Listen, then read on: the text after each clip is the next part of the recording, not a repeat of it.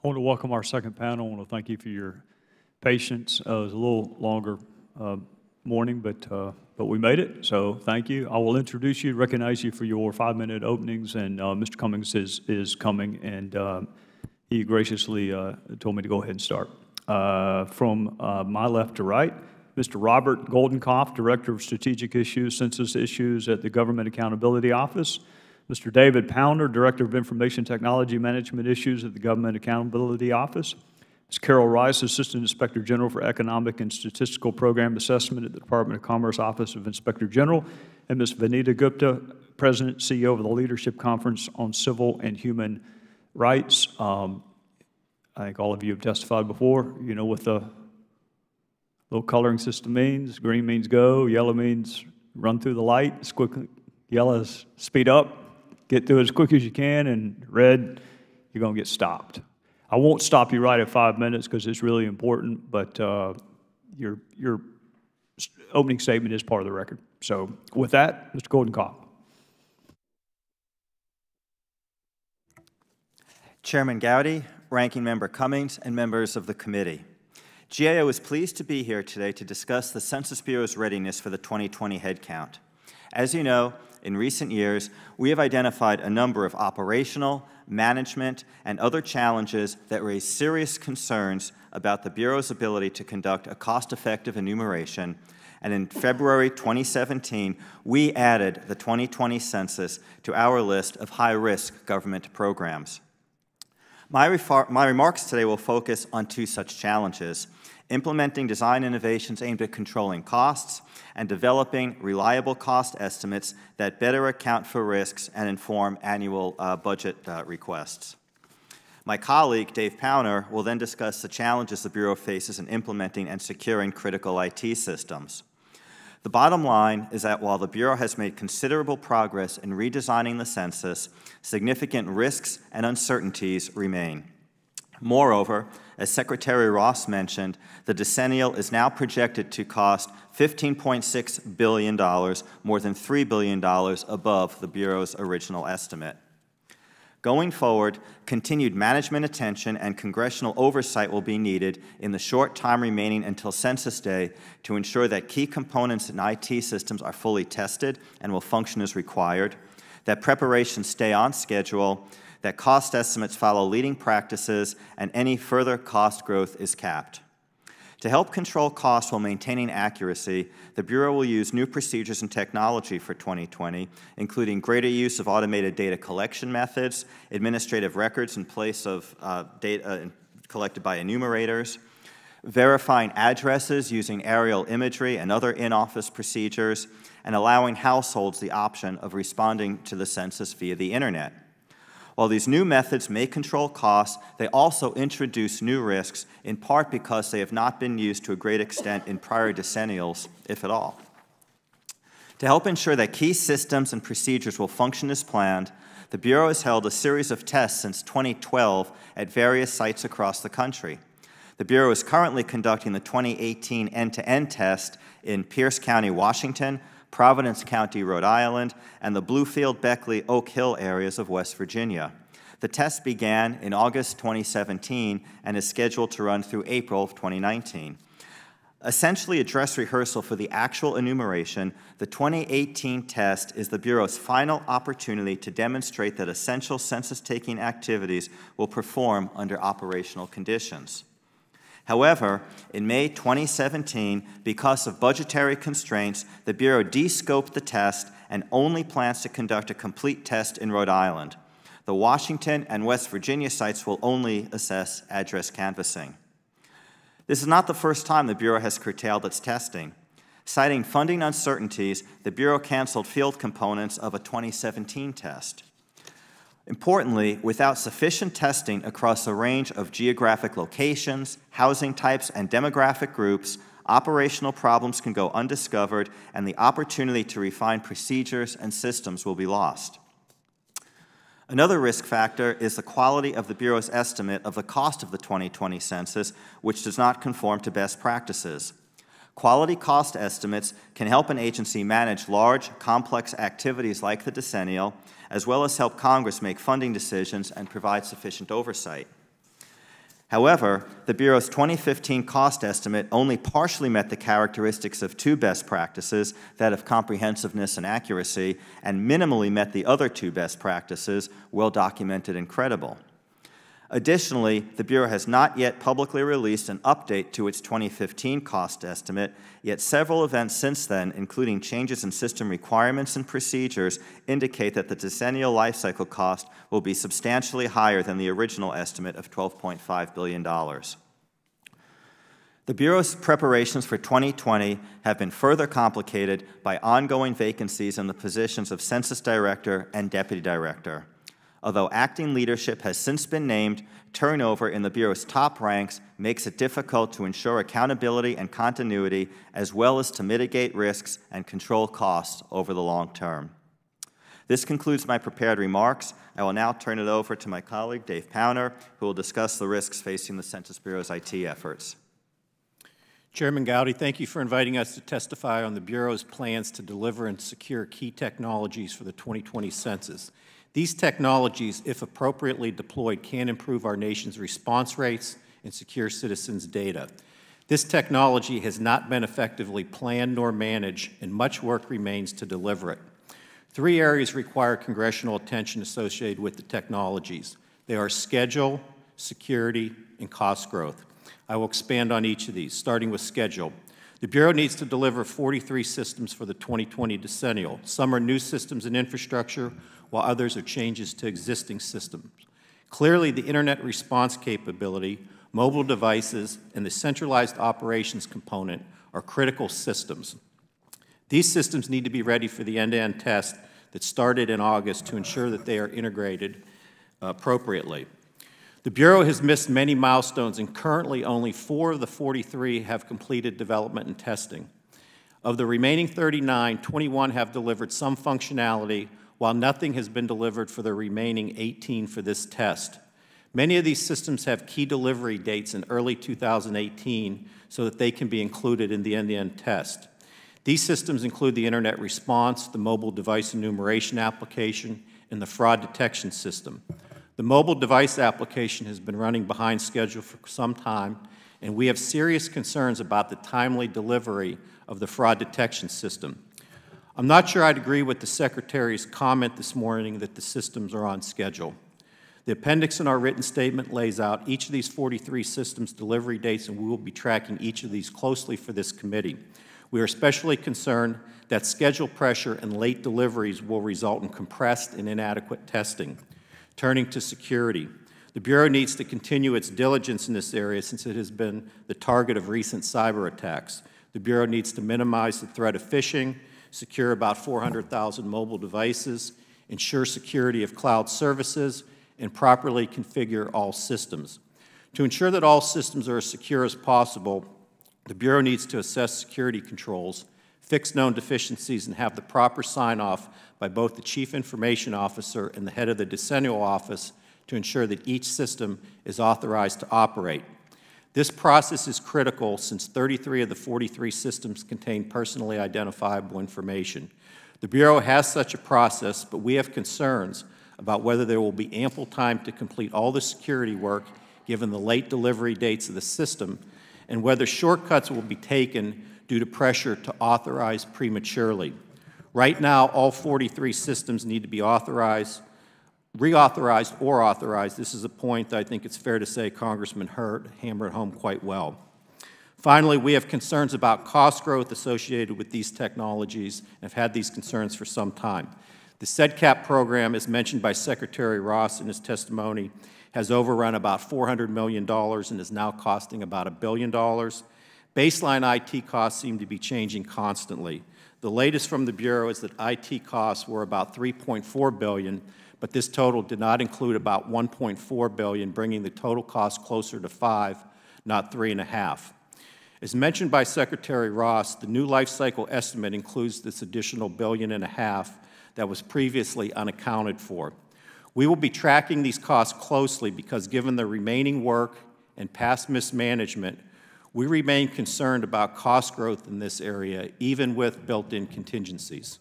In conclusion, schedule security and cost growth are major concerns that we will continue to monitor for the Congress. Mr. Chairman, thank you for holding this hearing and your oversight of the 2020 decennial. Ms. Rice. Good afternoon, Chairman Gowdy, Ranking Member Cummings, and members of the committee. I appreciate the opportunity to testify about the Bureau's 2020 Census Life Cycle Cost Estimate. We all support the Bureau's ultimate goal, to produce a high-quality census while minimizing costs. But over the last several years, we've produced a number of reports that have found weaknesses in how the Bureau allocates costs, collects cost data, and estimates costs for the 2020 census. My testimony today provides additional details about these limitations. First, we found that the Bureau's 2020 Census Life Cycle Cost Estimate cannot be validated. Second, much of our work throughout this decade reveals cost overruns, unaccounted for costs, and decreased cost avoidance. To the first point, the Bureau's cost estimate is not auditable. It takes into account more than 100 inputs, but when we tried to verify their accuracy during the 2014 census test, there was no supporting documentation. Additionally, we evaluated the interactive review portion of the in-office address canvassing operation and found that the estimate was derived from undocumented verbal conversations. This lack of documentation prevented us from auditing the estimated cost avoidance the Bureau reported to stakeholders. Similarly, we identified 3 instances where the Bureau's census tests failed to capture cost data that could validate and update the cost estimate. Both the 2014 census test and the 2015 address validation test intended to collect cost data in the field, but it didn't. Finally, during the 2015 census test, we found that the Bureau could not differentiate between the costs performing enumeration versus administrative activities. Therefore, it could not determine whether the new enumeration methods were more effective and more efficient than it was achieved by just reducing administrative burdens. We also reported weaknesses with how the Bureau accounts for cost. In auditing its process for implementing the FY14 budget cuts, we found that the Bureau recorded employee costs based on predetermined budget allocations instead of the actual hours worked. In addition, we found multiple instances where contractor costs were not charged to the correct activities. All of these accounting and estimation weaknesses prevent the Bureau from making informed decisions. Second, we are concerned about cost overruns, unaccounted for costs, and decreased cost avoidance. For example, the Bureau initially projected spending $656 million for the SEDCAP program, and now it's estimated at $965, and I think based on what the Secretary just said, it will be even higher. Our audit of the Bureau's address canvassing test also found substantial overruns. The Bureau estimated that spending for in-office address canvassing would be $44 million between FY16 through 19, but our review found it would cost nearly 3 times that amount at $125 million. Finally, our evaluation of the 2016 census test identified unaccounted for cost with the redesigned NRFU operations.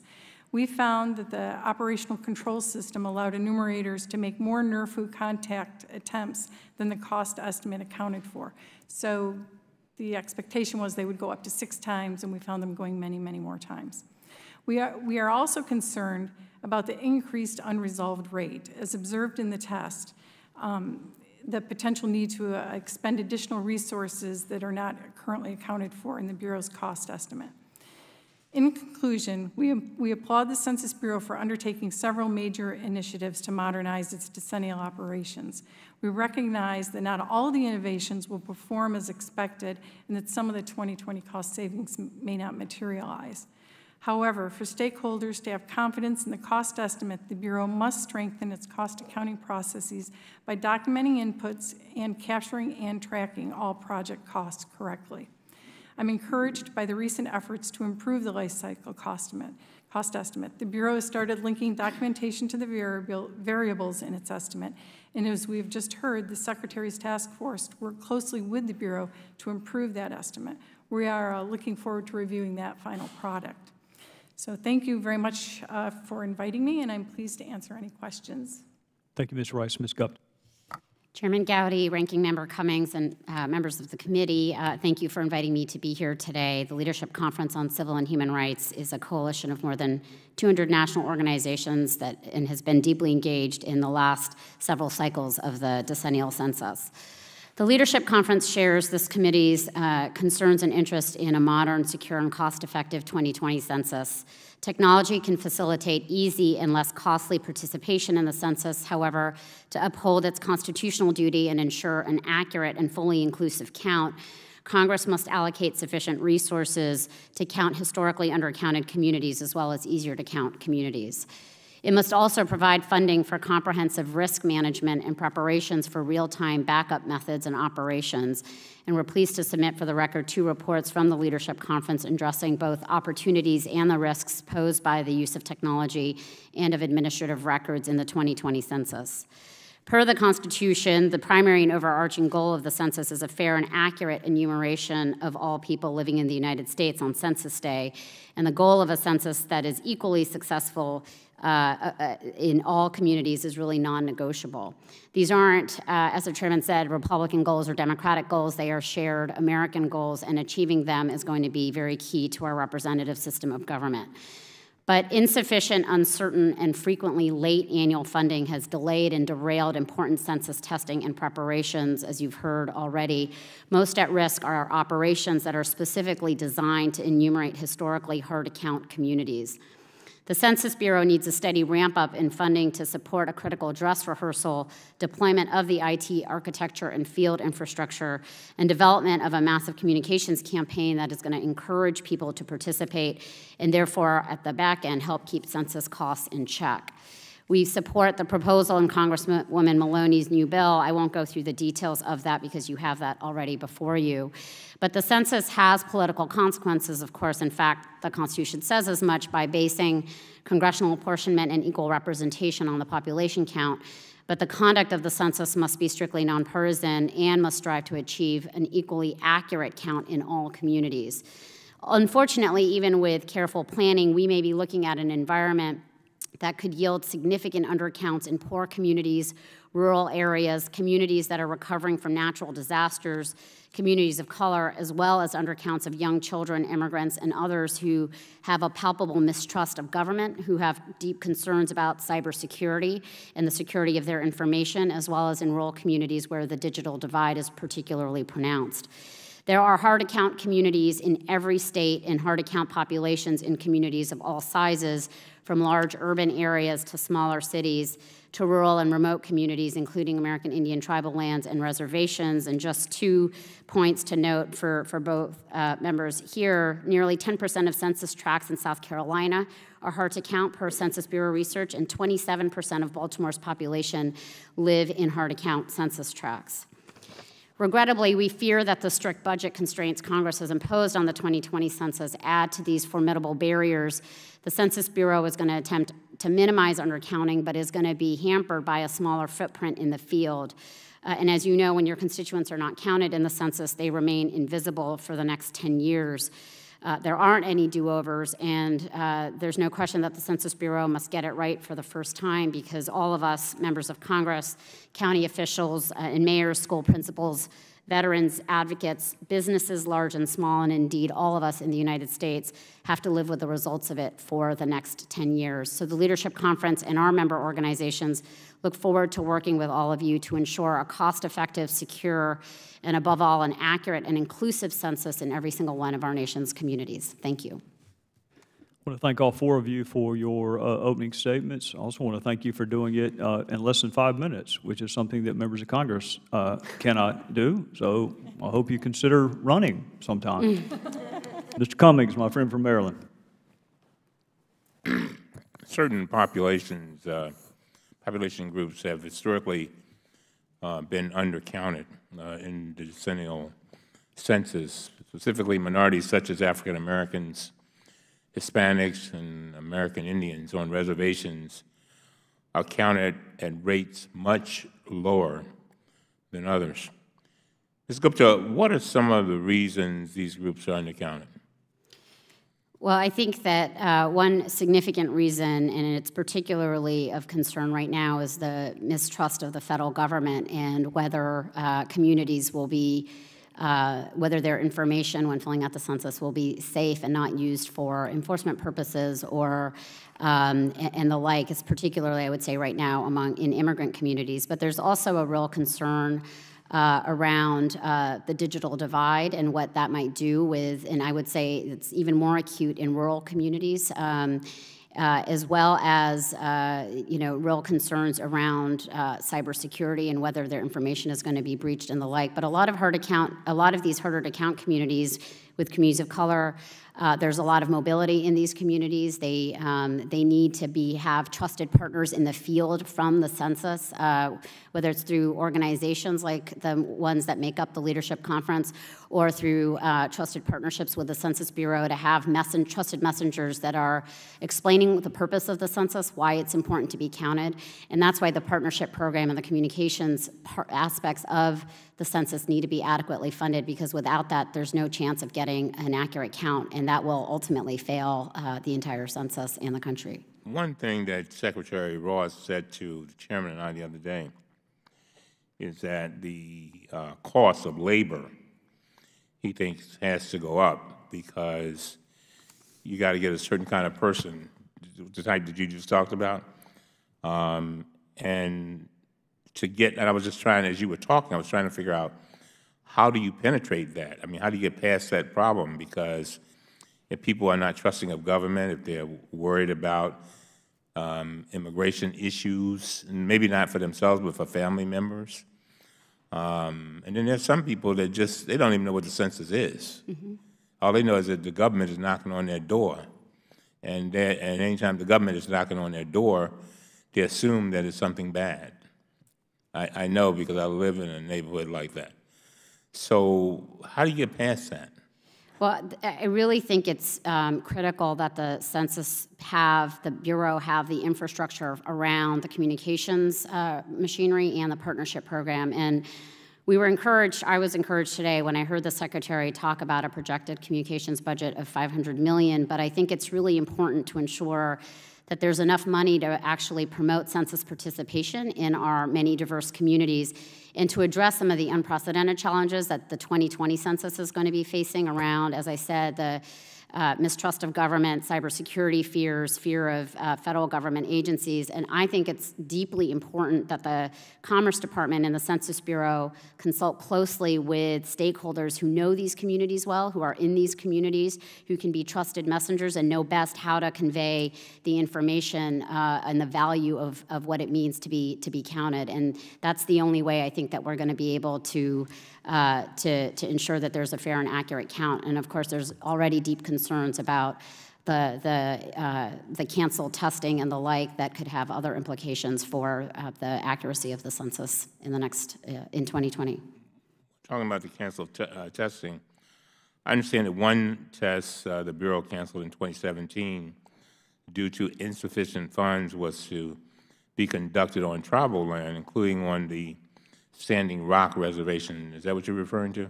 Considering that Native Americans were the most undercounted group in the 2010 census, this is very significant. Ms. Gupta, what are the implications of canceling this and other critical tests, particularly for rural areas and American Indian reservations? Well, there's a statistic that we have that 87% of the hardest to count counties in the 2010 census were rural counties. And given that this is the first high-tech census, I think there's a lot of questions that you have heard, a lot of concerns both about cybersecurity, about whether there's the technology is going to work. While obviously we all want a modernized census, you have to be able to test it, and testing it in rural communities as well as in hard to count communities is going to be really important to be able to actually get it done in 2020. And the fact that they canceled because of insufficient funding 3 out of 4 of the census test runs, end-to-end test runs, is really of great concern around, and it will hamper this lack of preparation. Could very well hamper the accuracy and fairness of the census count in 2020. With the chair's indulgence, I just have one last question. The alleged cost savings of such cancellations are, as they say, penny wise, but pound foolish. Mr. Goldenkopf? Yes. GAO has reported that higher response rates save money. Can you explain? Can you try to explain that to us? Sure. The most cost-effective way to count people is when they fill out the questionnaire that's either mailed to them or when they self-respond via the internet. Every time, and if they don't self-respond through either of those methods, then the Census Bureau has to send out enumerators to knock on their doors, and as many as 6 times. And so you can see how costs add up very quickly. It's both in terms of the time that the enumerators are paid for, the wages that they earn, as well as for the mileage that they're reimbursed. So the most cost-effective way of conducting the census is to get up to increase that initial count. The gentleman yields back. Mr. Powner, I was sitting here trying to figure out whether anything could be more inherently predictable than the decennial census. I really am struggling to think of something that you see that far in advance that's coming. So, not to ask this in too sophisticated a way, but how the hell did we get here if we know it's coming every 10 years? How do you get on a critical watch list? Well, the thing that's a bit frustrating is the same thing happened in 2010, and we actually were involved in that in 2010. So that's when we canceled the handheld project. This committee held multiple hearings on the overruns there and the eventual cancellation. The interesting comment that Secretary Ross talked about, 80% of the money's going from beyond 2018. From an IT perspective, that should not be the case. We should start early, plan more appropriately, get the right contracts in place, and deliver. What happens with the decennial historically, and it's going to happen again, can we get this done late and secure it late? Yes. But you know what it's going to be? It's going to be a higher cost. You pay a premium for doing everything late. I would have major concerns about the 15.6 and still hitting that, even with the 10% when you look at the IT management of this. The thing that's good is having the Commerce Department's governance and oversight, I think will greatly help, but we still haven't changed the basic management of how we're doing things at the Census Bureau. So we would still have concerns about additional cost overruns going forward. But it's not acceptable that we repeat the same sins of the past that we do every 10 years with the decennial. It's really hard to explain to the same people that you're trying to convince to voluntarily comply. Which leads to my next question. What are the impediments, Mr. Goldenkopf? What are the impediments to what I call voluntary compliance, although I'm sure that's not the right technical term? Sure. There are a number of barriers. One that was already mentioned was just declining civic engagement. People are increasingly disconnected from the government. So that requires trust, building trust between the Census Bureau and the public. There's also a cultural divide. When, and was already mentioned too, when the government comes knocking on your door, the census is sometimes seen as not something that's done for you or on your behalf. It's sometimes seen as something that's done to you. It's not always seen in a positive light. Then there's structural barriers, people living in makeshift housing, non-conventional housing, people doubling up, people living in basements and converted attics. So they're just physically hard to find. There are language barriers out there, so just reaching those folks is difficult as well. And this is why all this upfront work is so important and why the Census Bureau is at the point that it is right now. It's very difficult to make up for either funding that was not provided or time that's already elapsed. You can get behind the curve very quickly. Well, accepting the fact that we can't do all of the pre-planning for 2020 that needed to be done in 2012, 2013, so the best we can do is the 2030 census there with specific reference to the 2020 that's coming up. If I heard the testimony right, there's an opening in the Census Director's office. So I'm going to start with Ms. Gupta. If you were the Census Director You got to do one thing, you got to do it today. Upon the chance that Mr. Ross or his folks may be listening, what is the single most important thing you would do today for the 2020 census? It's hard to say a single thing. I think a couple things need to happen all at once. The IT infrastructure needs to be tested clearly for all of the reasons that have been previously stated. And I think that the partnership and communications campaigns need to be out there starting in the next couple of months. They've got to ramp up this whole infrastructure in order to really educate folks about why it's important to be counted and to overcome some of the real concerns around mistrust in government and cybersecurity. And so, I want to add that when the Secretary was testifying, he said that he anticipated 800 partnership specialists, which is well below the 2010 number of 3,800. And so those plans are still inadequate. And I just think that right now there is a lot of concern that the hardest to count communities are not going to be adequately counted. And that will result in a failed census even with the $1.6 billion if allocated. And so there has to be an immediate investment in that infrastructure and kind of real planning around it, just as there is with the IT. Ms. Rice, what's the single most, or two if you want? What needs to be done today, given the fact that we can't change the lack of pre-planning? I really think the IT infrastructure has to be in place. We don't want to be in a position where we were in 2010 when they had to revert to a paper-based operation at the last minute. And they didn't have they had some infrastructure there and they had to build on it, and it was a problem. There were backlogs, and the office sizes weren't compatible for a paper operation. I mean, it was just trickled down, all the problems. They got it done, but it wasn't pretty. So getting that IT infrastructure in place. Mr. Powner, you can't use the word infrastructure. What would you do? So with the IT, and that's my world, Mr. Chairman, I would say those 43 systems need to be delivered and secured. And we have this data in our testimony that looks all neat, and it's very difficult to get a handle on where all those systems are from a delivery point of view, integration and security. That needs to be managed weekly.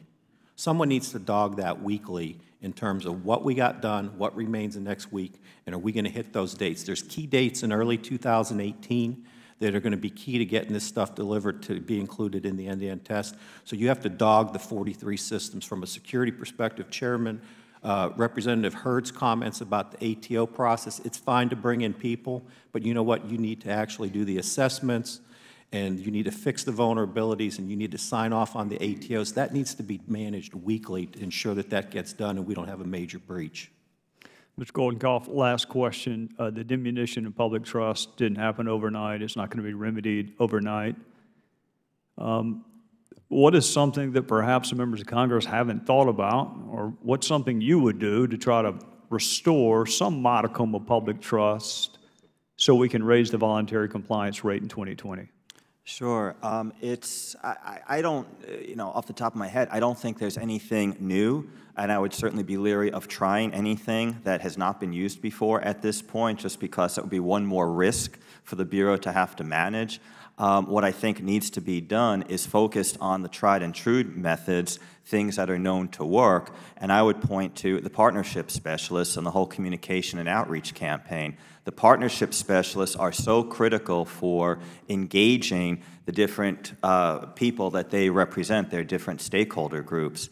And they're the ones who create that trust. They are the trusted voices. If Secretary Ross or any of us goes up on TV or encourages people to respond to the census, it's not going to have the same level of response as people who know the community, your local minister, your school principal. It was mentioned before that the Census Bureau hopes to hire as many as 800 partnership specialists. That sounds like a large number, but if you just look at the workload, if you think of there are over 3,000 counties in this country, that's a huge workload for them. It's a three-dimensional issue. They have to cover both physical geography, the different channels of communication, plus the deep dive into all the different communities. And so I think a focus then on the partnership campaign and making sure that that's adequately funded and gets the resources they need will be critical for increasing the count in hard-to-count communities. Mr. Palmer. Thank you, Mr. Chairman. Ms. Rice, can you provide your initial thoughts and observations of the 2018 end-to-end testing? Sure. So we did visit all 3 locations and found, just to remind everybody about 2010, they actually did use a device in 2010. The field data collection automation worked for address canvassing. They abandoned it for NRFU, or non-response follow-up. So using a device in the field for address canvassing, they did last decennial. So it actually went, all things considered, okay. I didn't see any major. Was there any aspect of the testing stand out to you as raising any potential issue for future address canvassing? We did think that in the rural areas, there's something called an optimizer that sends the lister to a location, that it wasn't as efficient as maybe it could have been. We're trying to look into that as to find out why, but there were some folks traveling a couple of hours to get to locations, which seems fairly inefficient. Well, your office raised some issues. You actually published a report questioning the Bureau's in-office address canvassing cost estimates, and as well as warning that an increase in the infill canvassing could increase cost. Will the percentage of addresses sent for infill work during the testing be a factor in your review as you consider that issue? Yes. So the in-office address canvassing basically determines whether something, a block looks like it grew or changed. So if indeed the results don't show that process worked very well, there will be more in-field address canvassing, and that will raise costs. The Bureau is in the process of putting out a study to show the effectiveness of in-office address canvassing. We too plan on trying to look at that to see how well it worked, because that is a concern. If in-office address canvassing isn't predicting the in-field workload, that can be a problem, and it can. Was that part of the increase in the cost estimate? Is that already taken into account? Is that going to be in addition to what they're saying we're needing now? Yeah, my understanding is because the in-office address canvassing consisted of 2 pieces, the interactive review, which was satellite imagery, and then the second part was an active block resolution where they take the results from the imagery and try to find the households. They canceled the active block review, and those housing units will now go into in-field address canvassing. So that will create an increase. Mr. Golenkoff, in panel 1 with Secretary Ross, it got a little intense in some of the questions that we're asking. And part of the issue is that the Census Bureau has, I think, pretty evident a poor track record in addressing flaws and problems that have been identified by the OIG office and the GAO. Would you like to enlighten us a little bit on this relationship between your office and the Census Bureau and their willingness to follow up on the things that you've suggested? Sure. In that respect, we're encouraged by a willingness to work with us and other stakeholder groups. Just some examples of the way that we engage the Census Bureau. On a monthly basis, we meet with the acting director and deputy director, and before that with the director of the Census Bureau. We share information about ongoing problems. We do have regular discussions about the progress that they're making on implementing our recommendations. They're much more transparent than they used to be. I've been involved with census issues since 1997, and there really has been a sea change in terms of the culture at the Census Bureau and their willingness to work with outside groups. In going into the 2000 census, it was very standoffish, tried to keep GAO at bay and other organizations. Now they embrace our recommendations. And that goes all the way up to the Department of Commerce level as well. We've had some meetings with Commerce Secretary, and they've been very effective and very willing to work with us. And you said currently, I think, I'm not sure exactly the way you used it, but one of the questions that I raised to Secretary Ross is the fact that the GAO had a high-risk list. You issued 30 recommendations over 3 years, but only 6 of them were fully implemented by January. Right. And obviously, under Secretary Ross, he inherited that problem. I think what we on the committee would like to determine is how much willingness is there to work with the GAO or Mr. Powner with the OIG's office to resolve these issues and do it in a timely manner. And is that what you're finding now, that there is this willingness? Oh, absolutely. They really embrace our recommendations now, and that was not the case a decade or more ago. Well, I think both your offices had expressed some concerns that the Bureau is failing to adequately test systems and products. And that was one of the issues raised by my colleague from Georgia. I think I appreciated Secretary Ross's answer that you can't test a system until the system's in place. But one of the things that, again, that we emphasized to the Secretary is that we want them to test the systems, and we want the test results to be used in the decision-making process. Are you finding them to be working in an agreeable manner on that? So first of all, they got to deliver the systems. So once we get all those systems delivered, there is a plan to test it in an integrated fashion. I will give the Bureau credit that they did hire an integration contractor to help with that. We think that's a good thing. The issue ends up being, can they get all that delivered, integrated, and secured in the time that remains? It's highly likely not everything will be in the 2018 end-to-end test. And so what does that mean? That means they're going to have to test it post end-to-end test. And again, it's not that it can't be done, but there's, you're compressing testing schedules, there's higher risk, there's more costs and that type of thing. But that's something that we will monitor closely to ensure all those integration tests are done. When was that contract awarded to that contractor? Pardon me? When did they award this contract to the contractor? That would have been in the summer of 16. Is there a particular reason why they can't get the work done so that it could be tested pre-census? Well, they're trying to get it done so pre-census. I mean, they're working hard to get that done. That integration contractor is relying on other contractors to deliver their systems. And again, we missed milestones. We had some late starts, and they kind of inherited a bad problem, so they're kind of coming in to mop up. Well, I appreciate your willingness to come before the committee today and answer our questions. With that, Mr. Chairman, I yield back. Gentleman from Alabama yields back. On behalf of all the members of the committee, I want to thank you for your time today, for your expertise and your commitment to an accurate census in 2020. The hearing record will remain open for 2 weeks for any member to submit written opening statement or questions for the record. If there's no further business, thank you again for your testimony today, and we are adjourned.